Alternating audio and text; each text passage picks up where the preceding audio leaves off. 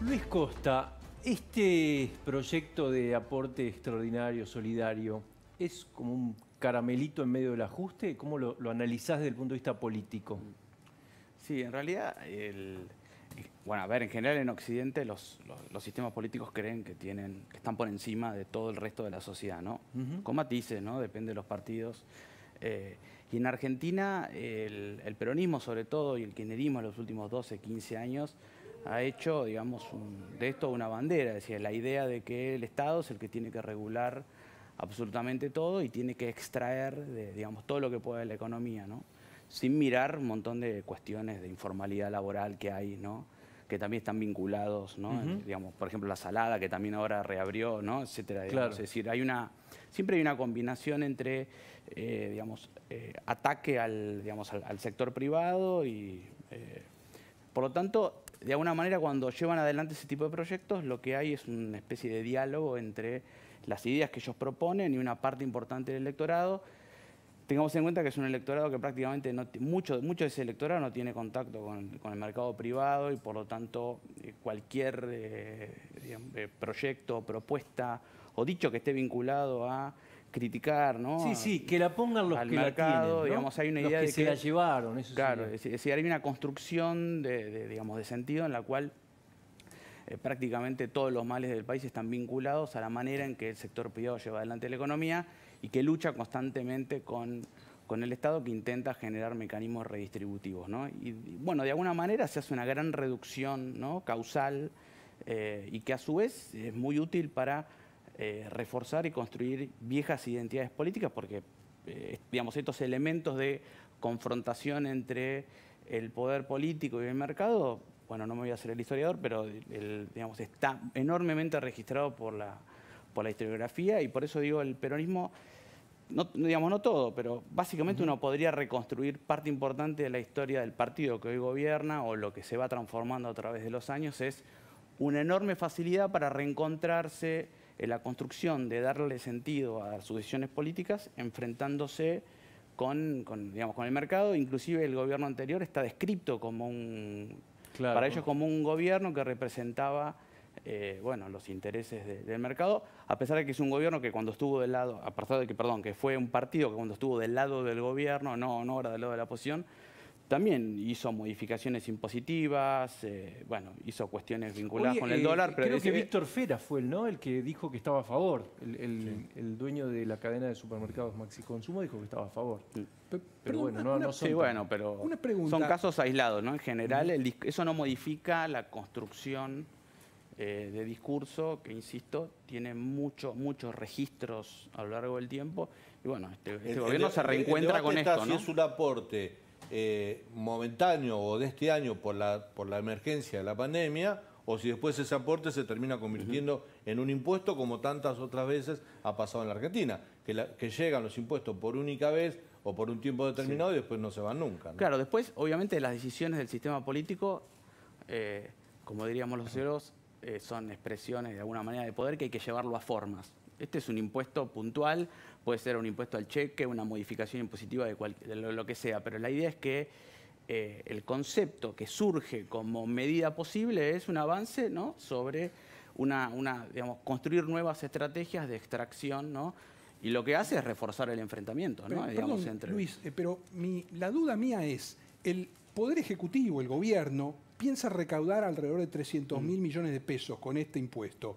La pregunta es, o nadie se le hace la pregunta en el gobierno, ¿cuánto se puede perder en concepto de desinversión por esta medida que puede ser interpretada negativamente a nivel de inversores y de mercados? Claro, pero ahí el dato interesante, Fernando, que era un poco lo que decía Pancho, es, recordemos que no es un proyecto del Poder Ejecutivo.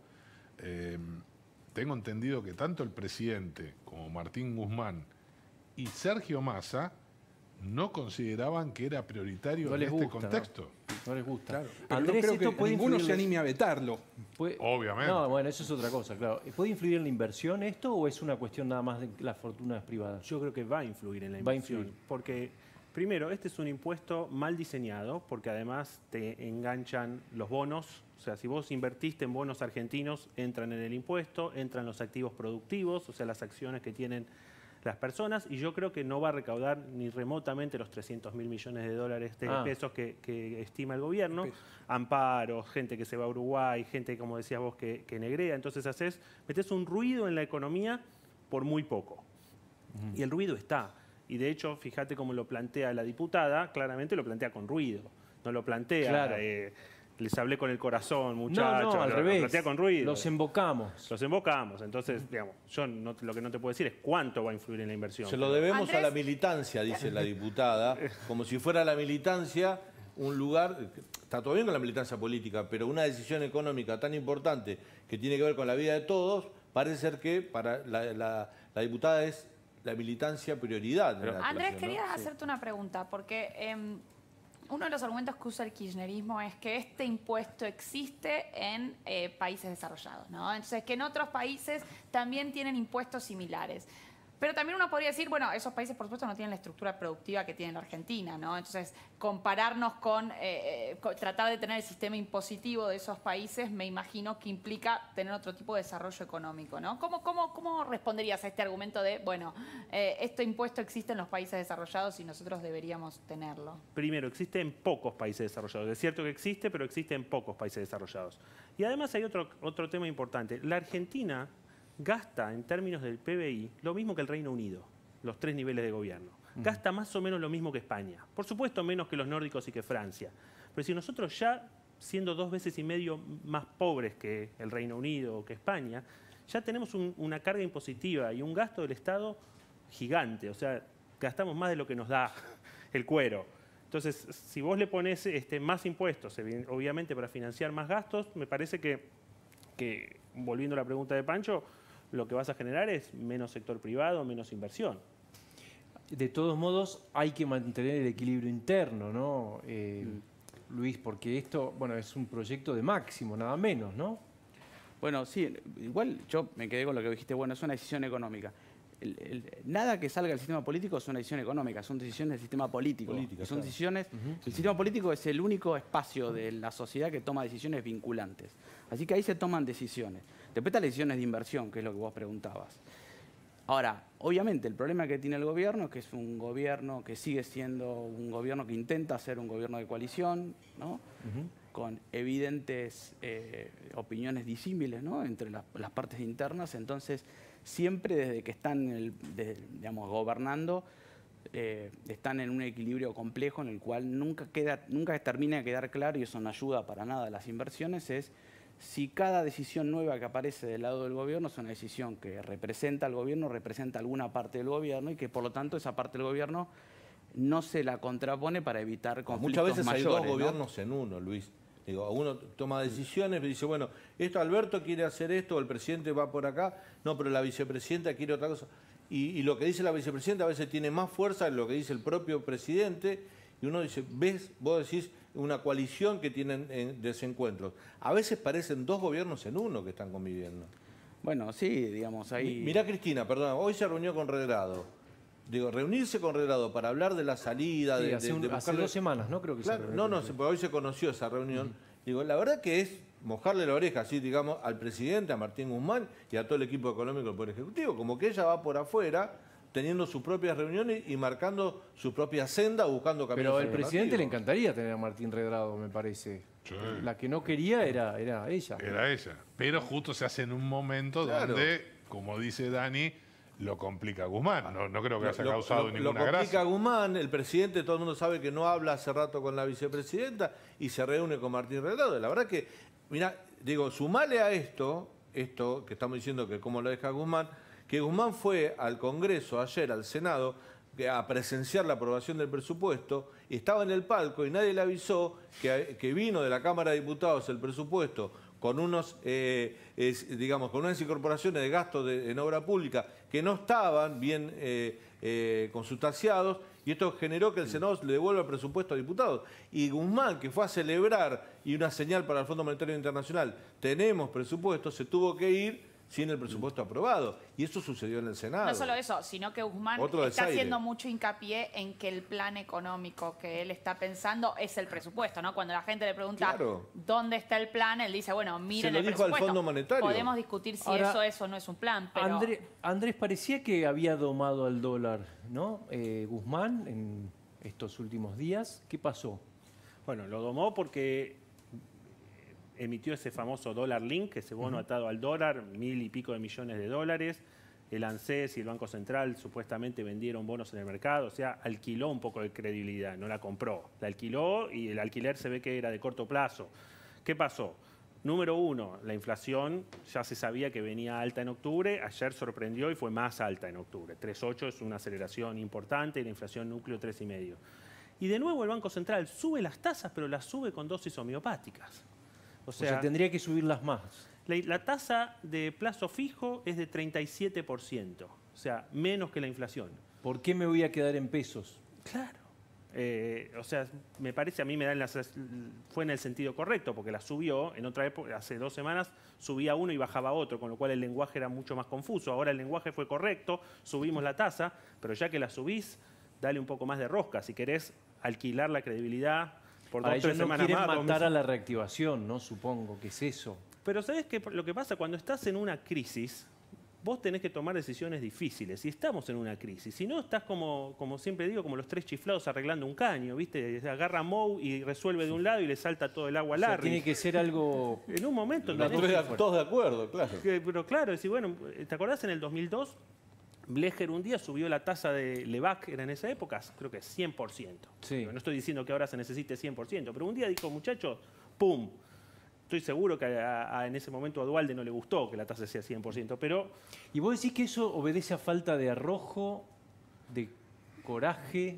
No creo que O se a una pase por cuestión coraje, ideológica. ni tampoco por una cuestión ideológica. Me parece que tiene que ver justamente con este gobierno que tiene muchos puntos, un triángulo con muchos puntos, o 3 Los puntos 3 más. chiflados. No, bueno, tenés esta idea, no quiero devaluar, empezás en un momento a decir, no quiero devaluar, no quiero subir la tasa, quiero reactivar la economía, pero tengo que parar las importaciones a cero. En algún Ahora, momento Andrés, tenés que romper estos bonos en dólares, pasar los bonos de pesos a dólares, con una tasa del 17%, que para muchos economistas son impagables, te duró una semana que el dólar bajó, porque ya el dólar en 2 días volvió a subir 12 pesos, estaba en 170, 172. O sea, ¿no es un costo muy grande haber pasado esos bonos de pesos a dólares para ganar calma cambiaria solo una semana? Sí, igual el contado con liqui no subió tanto. El que subió es el Blue. Ellos con el contado con liqui sí se quedó en 140 y tanto. No sé cómo cerró exactamente Ese es hoy. el que les importa más a ellos. Es el dólar legal. El otro es un dólar... Sí, pero te mueve precios el otro. Por supuesto, por supuesto. O sea, también cuando uno piensa por qué la inflación fue 3,8 en octubre, y en parte porque hay expectativas de inflación muy altas. ¿Y qué te da la expectativa de inflación muy alta? Que hay una brecha de 100, de 80, incluso si la bajan a 65. Vos te estás mirando el otro dólar también. ¿Y vos crees que con las políticas monetarias que se están tomando se puede llegar a desacelerar la inflación próximamente o eso es casi imposible? Yo no la veo porque me parece que es altamente probable que en algún momento, probablemente en el primer trimestre del año que viene, haya una devaluación más rápida. Aparte está la promesa de descongelar las tarifas de los servicios públicos, ahora se vienen prepagas. De nuevo, no veo que la credibilidad... Eso en el kirchnerismo fue siempre una promesa, lo de las tarifas, ¿eh? Y al final siempre terminan congeladas. Bueno, el punto es que si no lo haces vas a tener más déficit. Supuestamente vas a tener ahora un programa con el fondo que en el kirchnerismo anterior no tenías. Entonces vas a tener más déficit. Y el otro problema, acuérdense que el problema de la inflación es que hay muchos pesos. La mayoría de los economistas estimamos que la inflación el año que viene va a ser mucho más alta. En parte porque a la sobrante de pesos que hay hoy se le va a agregar más pesos que van a tener que emitir el año que viene. Porque el déficit yo creo que va a ser mejor de lo que dice el presupuesto. Va a ser 3,5 nada más. Pero una parte te la va a financiar el mercado local y otra parte le vas a tener que dar a la maquinita. Ahora, Andrés, lo que vos decís es interesante. Ahora, ¿qué le rebatís, por ejemplo, al ala política del kirchnerismo, que está muy preocupado por el ajuste de Guzmán, y ellos dicen que sin IFE, con aumento concretamente de tarifas, como hacías referencia, prepagas, la movilidad que va a ser poco amarreta, corres el riesgo de que esto se caiga por demanda y que la recesión sea más larga. Mirá, me parece que el año que viene la economía va a crecer y va a crecer bastante justamente porque vos vas a comparar contra este año. Sí. Entonces, en la medida que más o menos tengamos una vacuna, no sé, febrero, marzo, abril, y podamos volver a una cuasi normalidad, la economía va a andar el año que viene. ¿En la calle? Sí, sí, sí. ¿En la economía real? La economía real, sí. La sí, gente claro. lo va a sentir, vos La decís. gente lo va a sentir, claro. Si mirás los 2 años juntos, vamos a estar 6, 7 puntos abajo de donde estábamos en el 2019. Pero el 2021 va a ser mucho mejor que el 2020. Ahora, cuando vos tenés 6,5 puntos de déficit, que esto es lo que va a cerrar el 2020, no te queda otra que ajuste. Pero me quiero detener un segundo ahí. Vos decís, se va a percibir en el bolsillo. Y es toda una cuestión de expectativas, Luis. Entonces, ¿quiere decir que por ahí políticamente el gobierno lo puede aprovechar para las elecciones? Si sube en la manera en que dice... Bueno, si eso sucede, obviamente que el gobierno ubica ahí enormes expectativas para el año que viene. O sea, en general los oficialismos que tienen una cierta situación económica valorada positiva por la gente tienden a tener mejor desempeño electoral. Y entiendo que esa es una expectativa muy importante del gobierno, dice, con tanto freno, Pero de ese acá es para arriba. lo va a tener que no sé si va a tener crecimiento. No sé si va a tener, supongamos... Digo, yo respondo la pregunta de Claro, Pancho. supongamos que, como puede dice ser. Andrés, hay crecimiento de la economía, Sí. porque la economía, comparado con este año va a haber algo de crecimiento. Pero ese crecimiento, que vos lo podés facturar a favor, lo tenés que compatibilizar con el ajuste necesario. O sea, por un lado la economía va a empezar a ir para arriba porque caímos tan bajo que es lógico que suba o empiece a crecer, pero el ajuste es necesario. Un ajuste que ya se está haciendo. El ajuste que le hizo este gobierno a los jubilados del sector previsional no se hizo muchos años en la Argentina. De eso se habla poco. A los jubilados le metieron la mano en el bolsillo de manera escandalosa este año. Claro, pero volviendo al tema, cualquier oficialismo sabe que tiene que tener enorme cantidad de cuidados, inclusive cuidados acumulados, para no generar enorme decepción en lo que identifica como sus votantes, y en eso la economía, la capacidad de consumo en Argentina sobre todo, estira las medidas siempre porque hay una elección, bueno, que viene, pero bueno, es normal eso. Los sistemas políticos tienen desestabilizaciones cada 2 años cuando van a elecciones porque no saben cómo van a salir. Entonces, obviamente que para ellos es toda una situación de incertidumbre y los que tienen que tomar decisiones las estiran y las aplazan hasta pasar la situación electoral. Ahora, recordemos que en general en Argentina los comportamientos electorales tienen movimientos, pero son más bien fijos, no tienen tanto movimiento como se cree, no hay tanta liquidez como a veces se cree. Y por eso hay que tener muchísimo cuidado. El único problema que tendría el peronismo es que se desdoble otra vez, ¿no? Ese sería como, hoy te diría como que el única frontera, y por eso no rompen abiertamente. Eso no va a ocurrir, me parece, Luis. No, yo creo que no va a ocurrir. ¿Y Unidos Invencible el peronismo hoy en Argentina? Es prácticamente... Sobre por todo ahora, en sí. la provincia de Buenos Aires. Sí, sobre todo, claro. A ver, por ejemplo, donde se juega en la tercera el año que sección, viene. pase lo que pase, gana hace como 60 años. Porque, digo, esto para entender comportamientos, podemos hablar de comportamientos estructurales, porque cada 2 años parece que todo va a cambiar, pero en realidad, si uno mira para atrás, los comportamientos son más bien continuos, ¿no? Y después lo que hay que prestarle mucho más atención en la provincia de Buenos Aires es la primera sección, que ahí es donde suele flaquear a veces un poco, sobre todo cuando va dividido, y toda la zona central, que sería lo más parecido que nosotros tenemos, la zona pampeana, a los swing states norteamericanos, porque ahí sí tuvimos rotación de gobernadores. Pero en general, los mapas tienden a parecerse unos a otros. ¿Cómo está el WhatsApp de Beto? Ese sonido me suena conocido. Viene, como decíamos, muy cargado, ¿no, Beto? Sí. Te veo ahí ensamblado. Tenemos exactamente, ensamblado en Tierra del Fuego con los favores que, Claro. que vamos a tener Claro. ahora a todo lo que sea ensamblado en la isla. Con la protección. Exactamente. Hoy tenemos un picadito.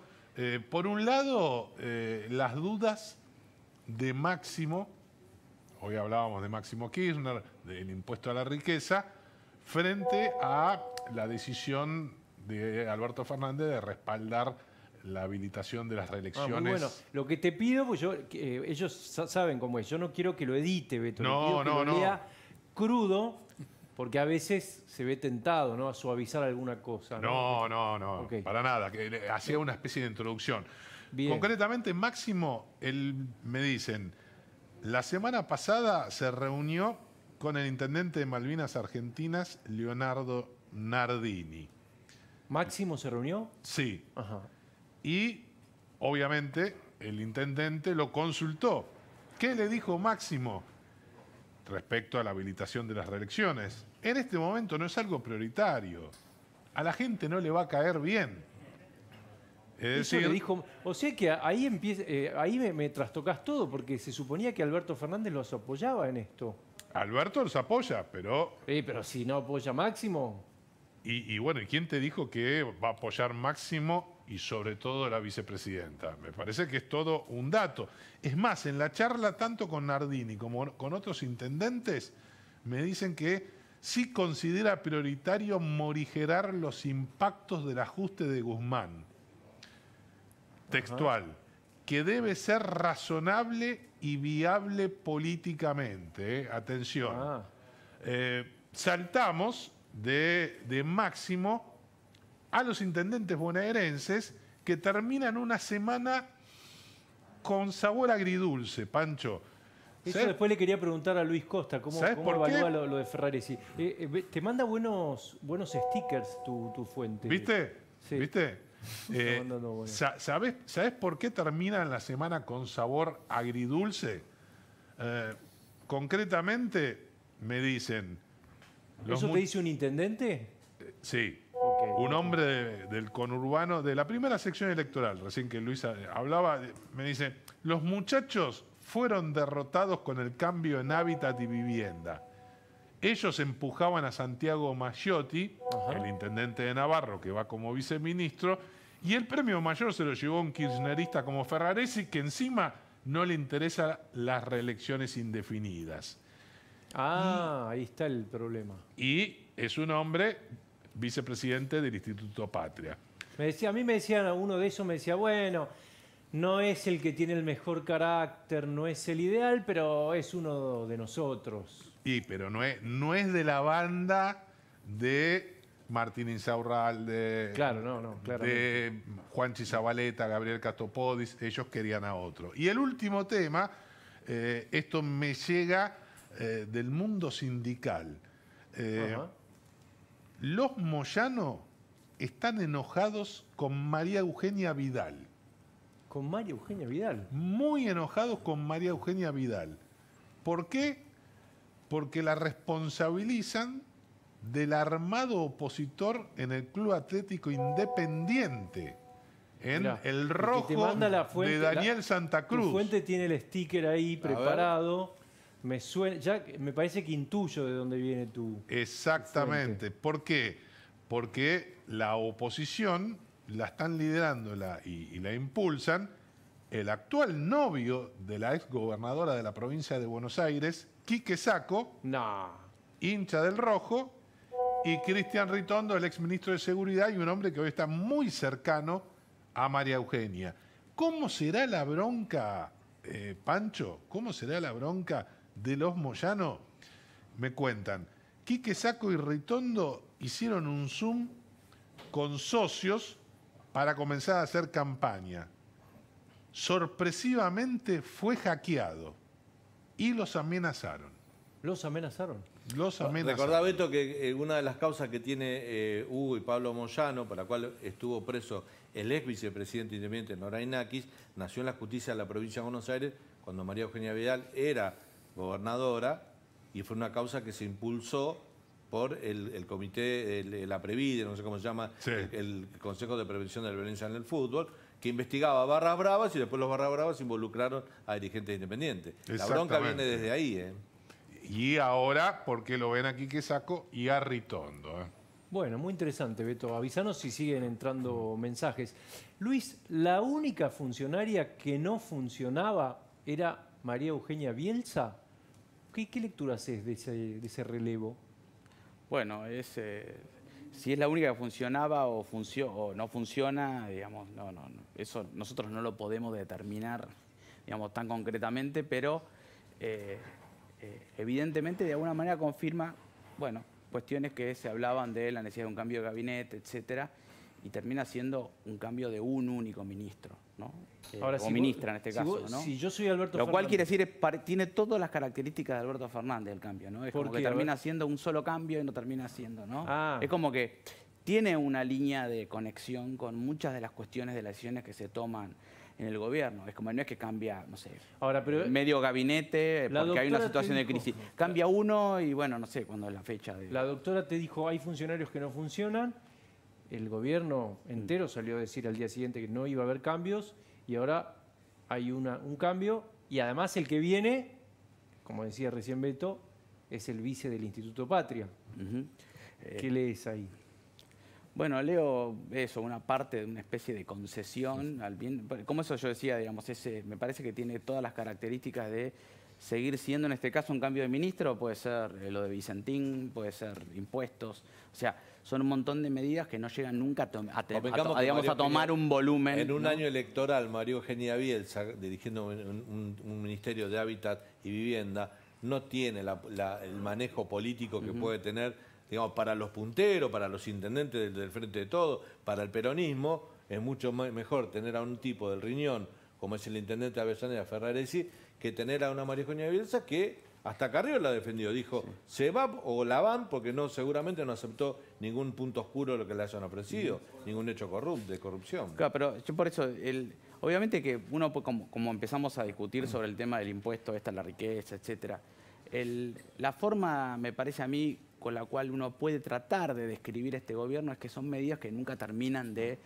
tener volumen o de girar, ¿no?, la dirección hacia un Lo que lugar. decía recién Andrés. No, pero es que el problema en los países no son las medidas, ¿no?, sino es la manera en que se van transmitiendo las decisiones. Ahora, ¿no? Luis, ¿no te hace ruido? Porque vos decías es una concesión, lo de Ferraresi. Sí, parece como una Pero cosa, los no lo tres sé. cambios, desde el 10 de diciembre acá, fueron en la misma dirección. ANSES se va a Banoli, llega Raberta. Bueno, en energía lo pone Cristina. Y ahora también lo pone Cristina. Claro. Digo, me parece que está bien, no se van albertistas. Es más, por los tres que se fueron nadie levantó un teléfono. Por Banoli, por Lanciani y obviamente Sí, por María Eugenia Bielsa. Sí, están las decisiones, pero yo creo que, por lo menos la lectura que yo hice en su momento de lo que se llama como la carta, que en realidad es un artículo, una nota de opinión que publica la vicepresidenta, creo que a partir de ese momento hay una especie de corrimiento de ella hacia alguna especie de periferia y como una situación de enfrentamiento un poco más abierto. ¿Cómo entran ahí los cambios? Por ejemplo, esto que vos estás mencionando, no termina de quedar todo claro. Es como una especie de enfrentamiento y un intento de balancear porque saben que no pueden romper, ¿no? Pero yo creo que nosotros hoy tenemos una situación de mayor inestabilidad interna y de alguna manera de enfrentamiento un poco más abierto. Esa fue la lectura que yo, por lo menos en ese momento... O sea, ¿vos de crees hecho, que la para mí carta, para más mí que fue una pas- carta casi de despedida. Bueno, chao, me voy, me corro para un costado. Este es un tema de ustedes, ¿no? Perdón, me das a... Pablo Fernández Blanco, ahora seguimos hablando. Pablo Fernández Blanco, ¿quién es el gobernador preferido, así me lo vendiste, de Cristina y Alberto en medio de la pandemia? Yo dije, habrá sido, no sé, Infran, Rodríguez Larreta, alguno de esos. Bueno, no diste exactamente No, con el bueno. pronóstico. Si le preguntaba a Beto, acertaba, pero me seguís el juego para que yo te pueda contar de qué se trata Beto esto. acertaba, sí, Beto siempre Beto, acerta. bueno, tiene la costumbre de acertar.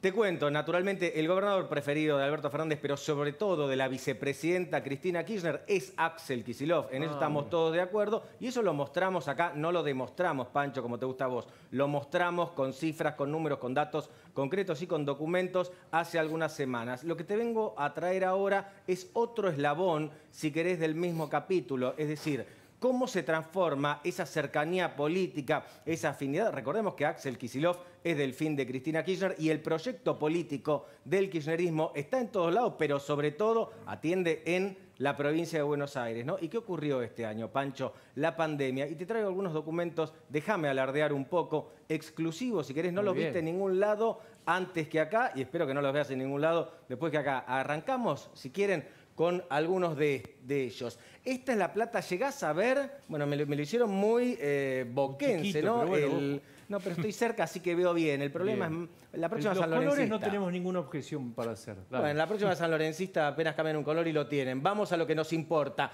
Esto es el 2.467 millones de pesos, es la plata que el gobierno nacional puso en para aumentar las camas de terapia intensiva a nivel nacional, ¿sí? Unos casi 2.500 millones de pesos. De esos 2.500 millones de pesos, 1.870 millones de pesos, números a septiembre, que no viste en ningún lado, Pancho, le fueron a la provincia de Buenos Aires, Axel Kicillof. Es casi el 76% de la plata que se destinó a camas. Ahora vos bien deberías decirme en este contexto, bueno, pará, Pablo, la provincia de Buenos Aires es la más grande, sí, sin dudas, en términos de densidad de población, ni que decirlo, en términos de Producto Bruto también, y también tiene un alto nivel de pobreza, pero en ningún número llega al 75%. No hay nada que te explique dentro de la macroeconomía, dentro de los datos demográficos, poblacionales, una distribución, este desvío que llega hasta casi el 76%. Te la completo. El gran miedo al desastre en el conurbano, eso lo venimos diciendo, Sí, ¿no?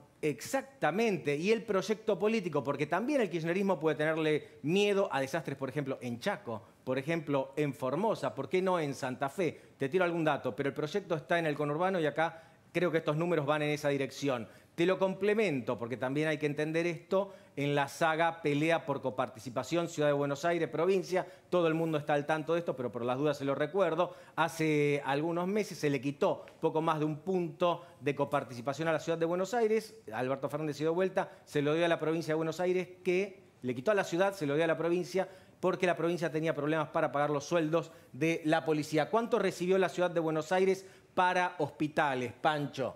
46 millones de pesos. A vos seguramente te parece mucho, a mí también, pero dentro de toda esta torta es menos del 2%. Nadie puede decir que la Ciudad de Buenos Aires tenía menos problemas con el coronavirus. Nadie puede decir que hay poca gente viviendo en la Ciudad de Buenos Aires. Y nadie puede decir que es poco importante en términos económicos, ¿sí? Pero tenía una infraestructura más robusta, ¿no? Vamos a ese dato. Muy bien. Parece guionado esto, Pancho. ¿Qué pasa cuando le pregunto a la gente del Frente de Todos, muchachos, 76% para la provincia de Buenos Aires? No hay cómo justificarlo. Me dicen dos cosas. Primero, seguimos un criterio, esto es dato y quiero que se entienda bien porque es la palabra del Frente de Todos. Nosotros seguimos este criterio. Donde más había lugar, donde teníamos la posibilidad de aumentar las camas de terapia intensiva más rápido, ahí poníamos más plata. Eso por un lado. Y en segundo término, la Ciudad de Buenos Aires comparativamente estaba mejor que la provincia en términos de infraestructura. Ahora yo le pregunté, ¿y esto a qué se debe? ¿Al gran gobierno de Mauricio Macri cuando era jefe de gobierno porteño? ¿Al gran gobierno de Horacio Rodríguez Larreta, el anterior? ¿Qué me dicen? No, ojo, hubo una deficiencia en la gobernación de María Eugenia Vidal. El que quiera entender, que entienda. Estos son los números de hospitales. Y ahora sí quiero mostrarte un documento que es totalmente nuestro. Acá lo tenemos.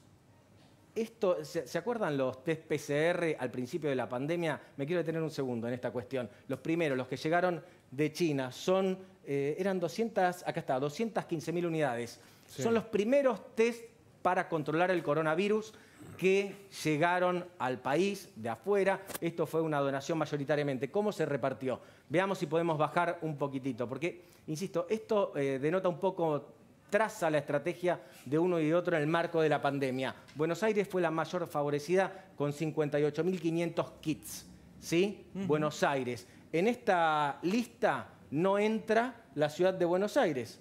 No está la Ciudad de Buenos Aires. Se repartieron 214.000 tests en realidad. Y acá hay una cuestión también política importante. Primero, la gran favorecida fue la provincia de Buenos Aires en el momento cero de la pandemia, Pancho. Segundo, Ciudad de Buenos Aires pidió, pero pidió otras cosas, no pidió tanto test. ¿Por qué? Porque Horacio Rodríguez Larreta mandó a hacer una licitación, una mega licitación, porque quería tener muchos test bajo su propiedad y usarlos como él quisiera y no someterse a la discrecionalidad, eventual discrecionalidad, si querés, del gobierno nacional. Entonces, la estrategia, si querés, a nivel nacional, gobierno Casa Rosada, fue, si querés, viene el coronavirus, nos contagiamos y tratamos de atenderlo de la mejor manera. La estrategia de la ciudad fue, bueno, pongamos un poco más de plata en testeos. Andrés, ¿estás viendo que el desempleo puede llegar a dispararse en los próximos meses o todavía no?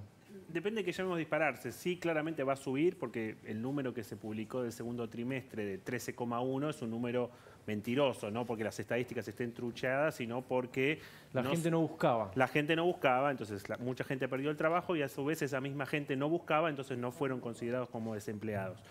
Mi estimación es que cuando, a medida que se van levantando las actividades, muchos de esos van a volver a laburar, pero muchos no. Entonces ahí vas a tener un número de desempleo más alto. ¿Explosivo como en el 2002? No. Pero un par de puntitos yo creo que sí, es medio imposible que no ocurra. Muchísimas gracias a los dos, ¿eh? No, gracias Muy por la amables. invitación. En el próximo bloque vamos a preguntarnos, y Inés Capdevila nos lo va a contestar,